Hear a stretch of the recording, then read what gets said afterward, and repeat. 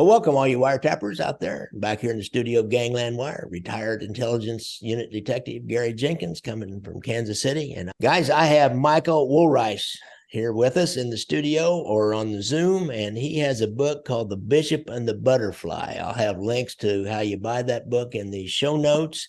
Here's a picture of the cover. If you're on YouTube, you'll see that. It's a really interesting look at New York City as kind of the seamy underbelly and the corruption of New York City during the 1930s, just come out of Prohibition really and going into the Depression era during this time. And there's a prostitute named Vivian Gordon that has been murdered. A good murder mystery always starts out with a body. And so we start out with a body, right, Michael? Exactly. Yeah. I mean, she was, they discovered her and they didn't know who she was at first. Her body was found in a gully in Van Cortlandt Park in the Bronx, which is it was a popular dumping ground for bodies in the 1920s and 30s. Maybe still is.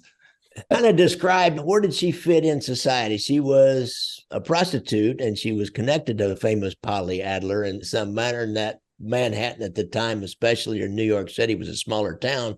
People knew each other. So how was she connected into that seamy underbelly, the mob and the rest of the people that were doing crimes? Well, she was much more than a prostitute. That's what she was originally convicted for in 1923, although that conviction is a little dubious. She claims she was framed by her ex-husband, who was seeking custody of her child, her 8-year-old child. And she was arrested and sent to the Bedford Reformatory upstate.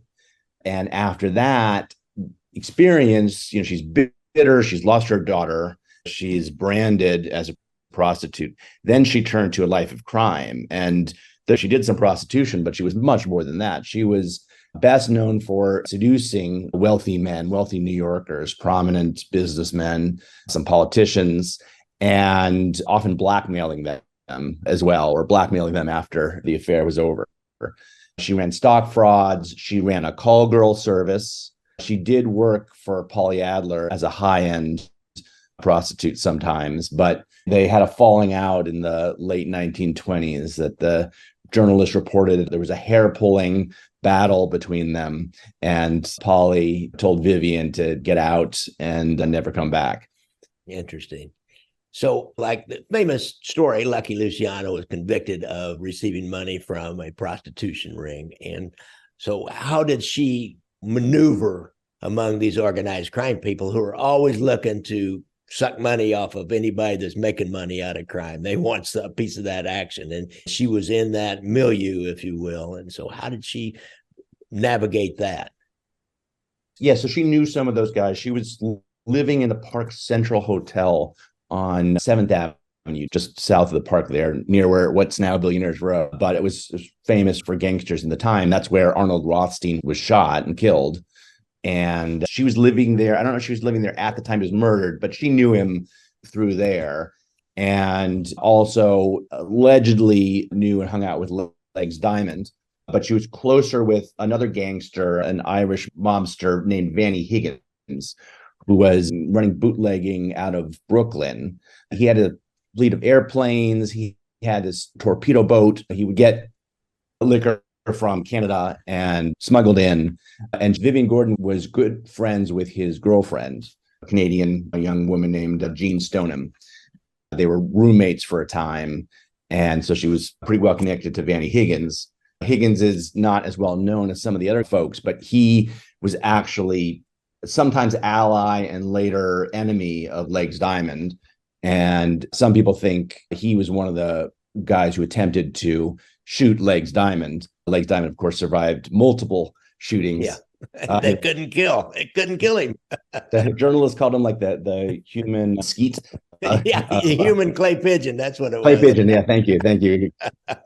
So Vanny Higgins was sought by the police after one of the shootings at a hotel off Central Park in the Upper West Side. And his girlfriend, he got a place for her there, got a room for her there. And Legs Diamond also had a mistress who had a place at this hotel. And that hotel was where Legs was shot at that time. One of the worst shootings before he was actually killed. And police suspected Vanny Higgins hiring the hitman to pull that off. Yeah, he would have known what was going on at that location because he had a woman there. So interesting how these guys gather their intelligence, if you will, in order to set somebody up to kill them. That's really interesting. So she's connected, and we're coming out of Prohibition. And because of Prohibition, the government from one end to the other was pretty corrupt. It seems to me like in all these major cities, because all that money was flowing in from booze, and it was an unpopular law anyhow. So they didn't mind taking it. Was like clean money. It wasn't like narcotics money. It was clean money. Everybody was taking money. And when they found her apartment, after they found her body and they searched her apartment, they found a book in there. Tell us about that book that they found. It launched a whole big investigation.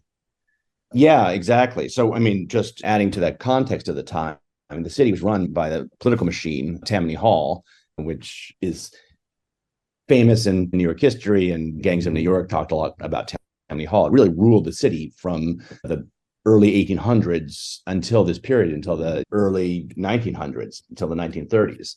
And this murder was actually tied up in the collapse of Tammany Hall, this machine, where they basically chose who would be nominated by the Democratic Party for both for mayor and for almost every other position in the city. And the city was so heavily Democratic that meant Tammany Hall could basically choose whoever they wanted in positions of power. And those people, once they achieved those positions of power, used their power to enrich themselves very often. There were lots of deals. They would take kickbacks for contracts. They would take bribes to hire people or building inspectors.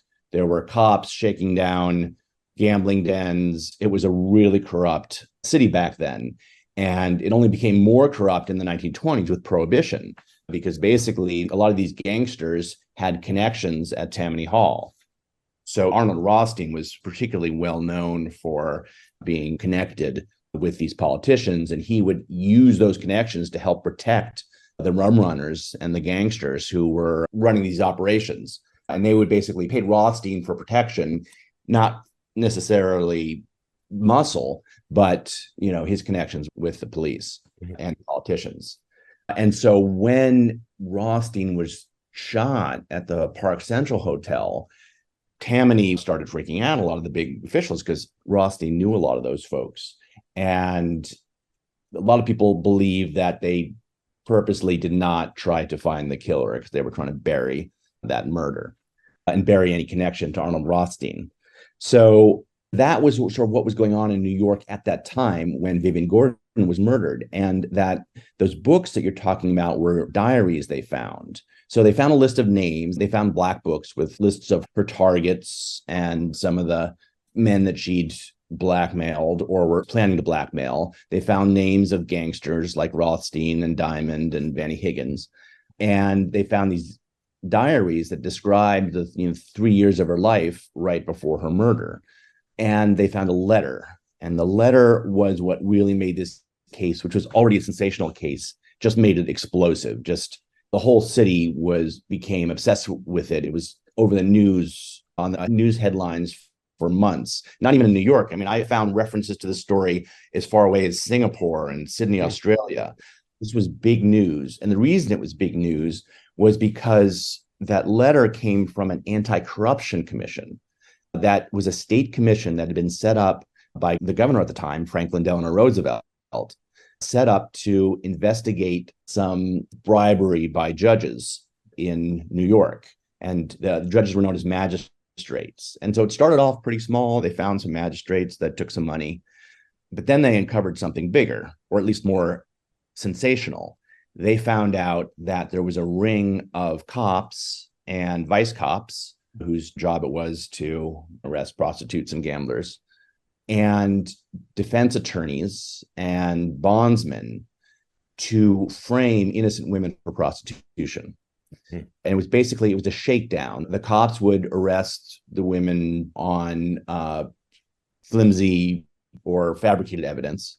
And so the women's court was in the West Village. It's a library now on 6th Avenue. Beautiful. They had a whole separate court called Women, just for women. It was a women's court, exactly. And it was, of course, mostly prostitutes at that time. And it was a big spectacle It was seen as a form of entertainment. New Yorkers would come sit in the galleries just to hold the prostitutes at their hearings. Oh my God, sick. But it's this beautiful landmark building on 6th Avenue and 10th Street. The courthouse is still there. There was a women's jail right next to it that is no longer, but the courthouse is still there. It's now a library. And what was the women's court is now the children's reading room. Yeah, I'll actually be doing a reading there in February. Interesting. So this is where this scheme was going on. This plot was going on. The lawyers' offices were right across the street. Yeah. And the police would bring down these women that they arrested. They deliver them to the bondsman. The bondsman would charge them a high fee and then deliver them to the defense attorneys. And the defense attorneys would say, look, you can pay my fee and I'll get you off. If they did, then the attorneys would give kickbacks to the cops and the bondsman, and the cop would not show up at the hearing. And so that woman would get off. On the other hand, if the woman didn't have the money, then she was screwed. She would get convicted and be often sent to the reformatory, which is what had happened to Vivian Gordon back in 1923. So this anti-corruption commission, they discover this, and it's huge news. I mean, this ring of cops arresting innocent women for money. Vivian Gordon read about this in the papers, and she said, I'm going to go talk to them and tell them my story. And that was the letter that the police found at her apartment, this posh apartment in Murray Hill, an invitation to speak with them. And she did actually meet with investigators from this commission. 5 days after that, she was murdered. So wow. Everyone's thinking cops bumped her off to shut her up. So then how did they get any kind of investigation done on her murder, since the cops are the ones that investigate? Did this commission have their own investigators that started looking into the murder and calling in witnesses about that?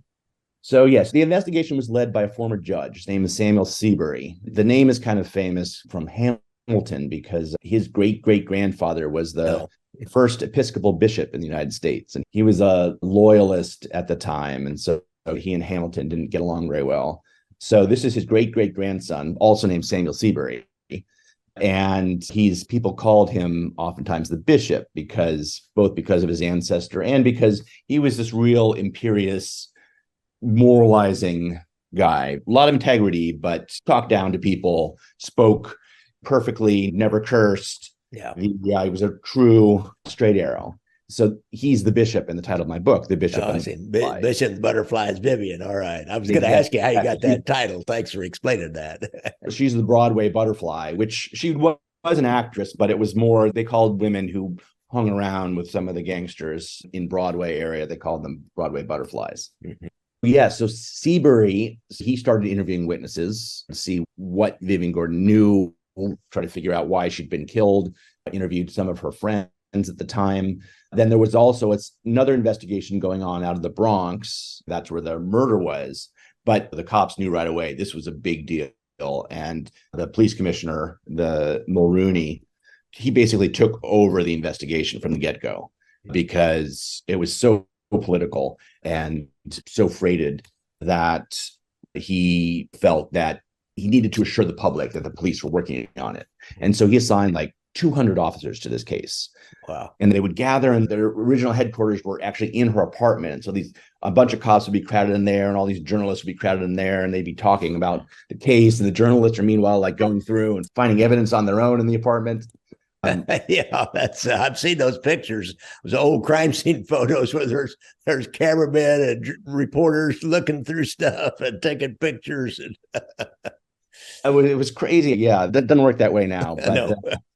At that time, they gave the journalists a lot of access. And the journalists, this was daily news, the height of its readership. And they were big on crime and covered these stories in depth.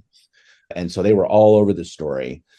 So Commissioner Mulrooney, he was diligently looking into this. And they had this whole team of cops that were definitely trying to solve it, but they couldn't solve it. They couldn't figure out. They first pulled in a couple of minor gangsters. Well, one was a lawyer who was a Brooklyn attorney named John Radloff, who'd been Vivian Gordon's lover.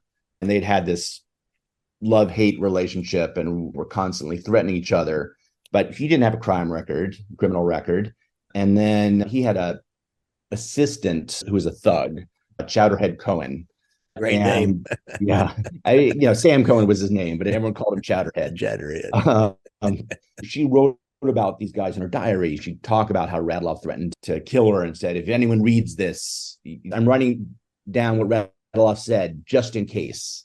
So clearly posthumously pointing the finger at this guy and his henchmen. So they arrested those two, but they didn't have any evidence. So she was strangled, had this dirty clothesline that had been used to kill her. She was missing her mink coat and ring, the diamond ring, but they didn't have anything to go on. And so they were interviewing everyone. After weeks of turning up nothing, the district attorney even hired the Pinkerton, the private detectives, to assist with the case because they wanted to show some progress, because everyone, of course, is assuming, well, they're just not solving the case because the cops don't want to solve it. Yeah, I bet. So that's a pretty good overview there. And as we get into it, so more and more details are going to come out, I have to assume, as you get into this, about who was being blackmailed and how they're being blackmailed. I looked at some of those details she had, you've got in your book from her diary, which are pretty interesting. It looks like she got beat up a couple of times by some of these Johns that she had. Can you tell just a little bit about kind of some of the excerpts that you've got in here out of her diary? Sure. Yeah. So she did talk about, there was one night where she went out with this rich publisher. He had a publishing house down the village, which published a bunch of magazines. And they went out on Broadway and partied all night and ended up back at a hotel. And somehow they were in a smaller group, and the guys there just jumped her and just started kicking the daylights out of her. So she writes in her diary about she had broken ribs and really beat up. There were a couple of pimps that she knew, was friends with, and she went there and sort of hung out at their place, and one of their women took care of her for a while. So she talked about that. She also talked about something that ended up being pretty pivotal in the case, but it was very mysterious at the time. She talked about a bank job in Oslo, Norway, of all places. Wow. So, Radloff, the attorney who was her boyfriend, had connected her with this scheme to basically, she had money and he had these friends who had this connection in Oslo. They'd met in prison. And he said, he had some kind of inside connection in Oslo. So Radloff convinced Vivian Gordon to fund it. So she gave them money, paid for their passage, paid for 3 guys to go out to Oslo, and they pulled up in this cabin in the woods and came up with this cover story where one was a filmmaker, one was a doctor. They were working on this invention, and they had, if any of the curious neighbors came around, they would show them this machine with wires coming out of it. So they didn't actually pull off the job. Something happened, not clear what. Something interrupted the scheme. The region who had connected them later tried to pull off the robbery on his own, and so he held up the bank, but they caught him. And these 3 guys, they sort of gave up, went around Europe for a little bit, and came home, and the money ran out. Yeah, now, they spent all of Vivian's money and then came home. Exactly. So she's pissed. She's getting Radloff, hounding these guys to try to get her money back. And she's writing about that in the diary, but the police cannot figure out who these people are. They were using aliases, and there's no paper trail. There's nothing. So this was, again, another wall that they hit. Now, I'm not going to go too much. I don't want to spoil the whole mystery here. Right. We don't want to give it all away. In fact, you've told some pretty good stories. You got guys tantalized enough, I think, if they want to read this book, they're going to want to read it for sure. It's really interesting. This kind of view into the seamy underbelly of Manhattan, or all of New York, but mainly Manhattan, I think, and how corrupt it was, and this unraveling of the corruption is really interesting, and all the details that are going to come out, I know. Well, what I can talk about, because this is historical record, is what was going on with Seabury's investigation. So as this case is getting all this attention and more scandals are coming out, New Yorkers, which had been kind of complacent about Tammany Hall, especially during the Roaring '20s. Everybody was rich, or at least making a lot more money than usual, and they were having a good time. So they weren't too worried about Tammany Hall, even as it became more and more corrupt because of their connections with all these gangsters. And the mayor at that time, he was a Tammany Hall mayor named Jimmy Walker. He was a playboy. They called him the night mayor because he loved to party. He had a personal tailor, and they would design his outfits, and he would change his clothes 3 times a day, once in the morning, once at work, and then once when he went out for the evening. He had a mistress who was Broadway, beautiful Broadway starlet, half his age. Of course. And everyone loved him. He so embodied the Roaring '20s. And he was charismatic and friendly, and he loved parades.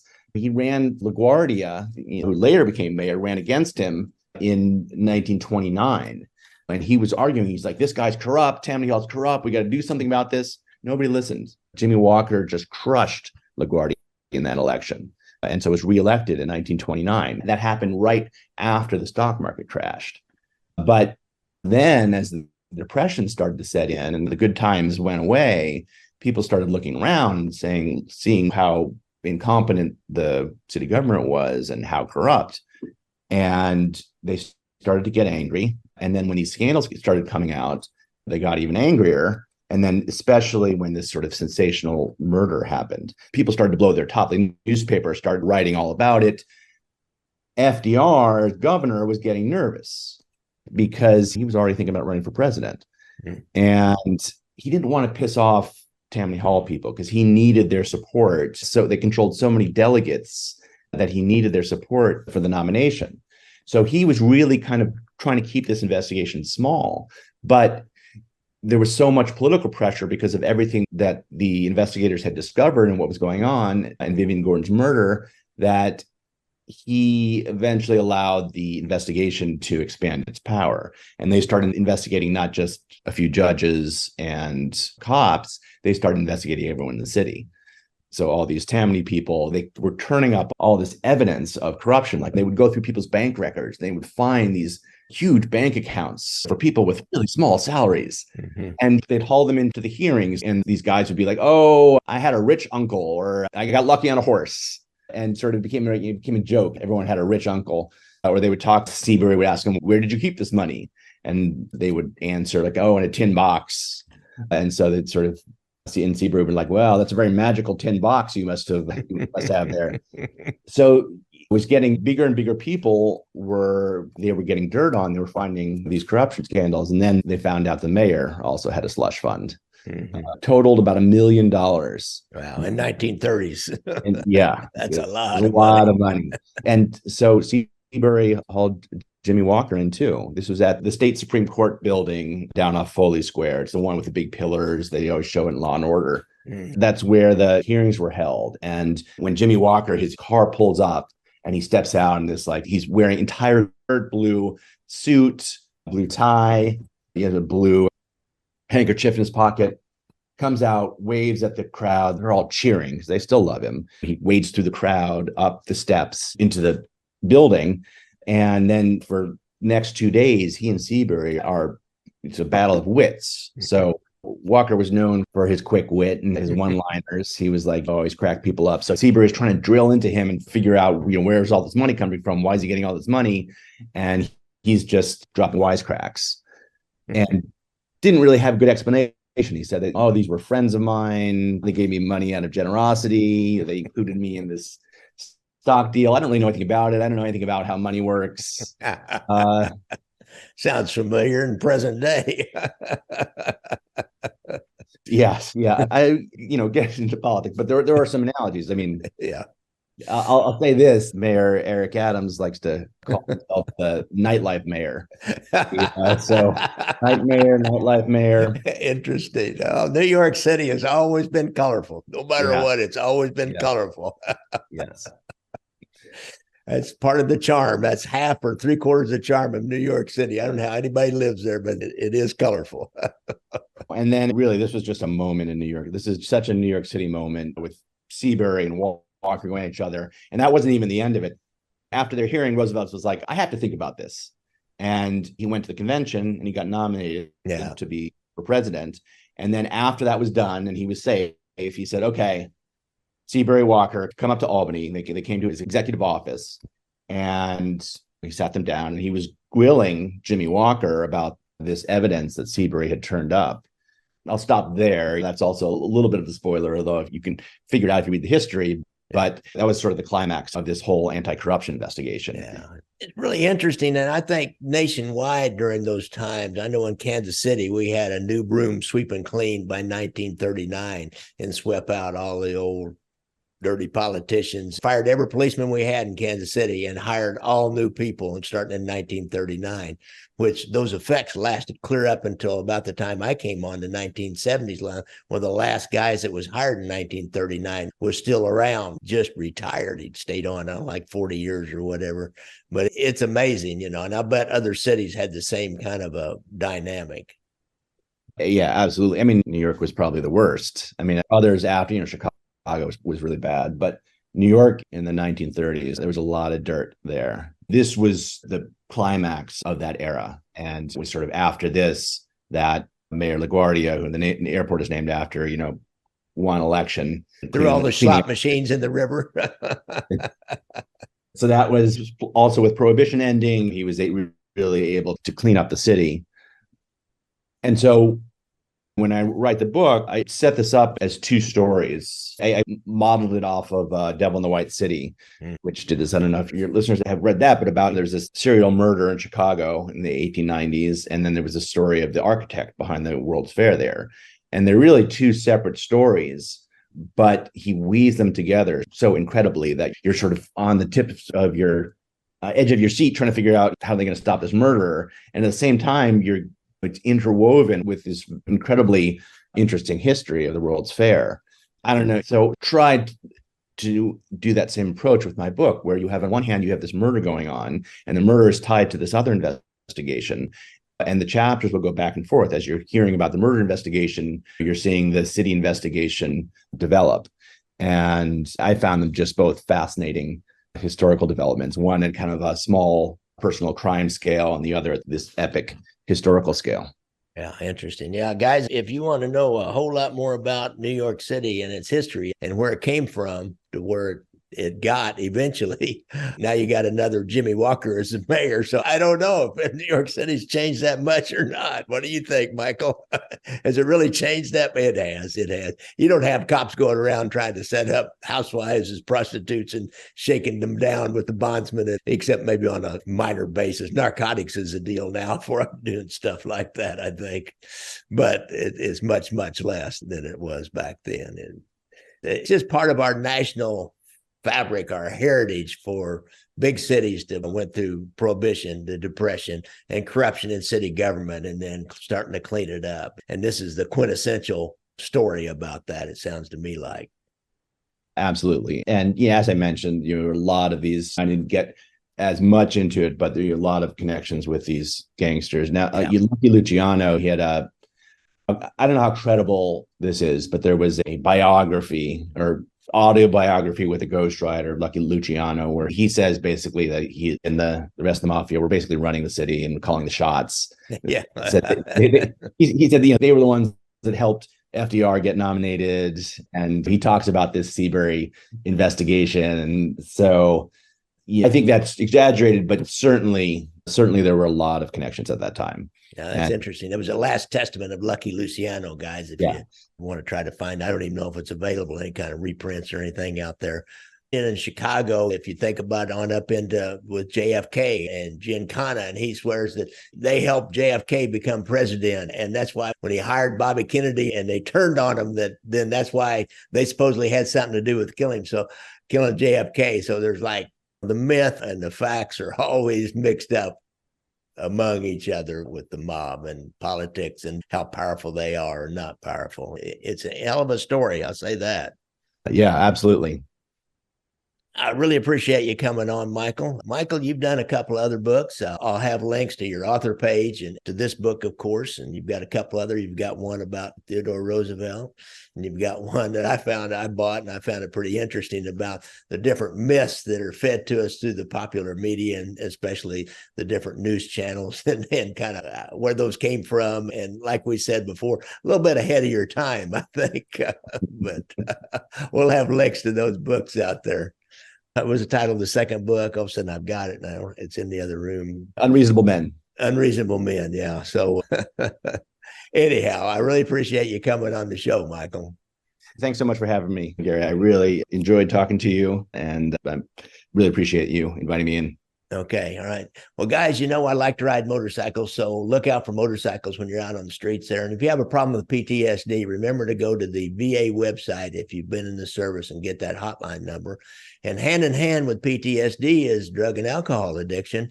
And if you want to have a counselor that's a real deal mob guy, or used to be, our friend Anthony Ruggiano down in Florida has a hotline on his website and his YouTube channel. And you can maybe have Anthony Ruggiano be your counselor down in Florida. If you ever do that, let me know how it went. I'm curious. So I really appreciate y'all. Be sure and like and subscribe and keep coming back. Maybe give me a review every once in a while if you think about it, and share it and tell your friends about it. We have a good time here on Gangland Wire. So thanks a lot, guys.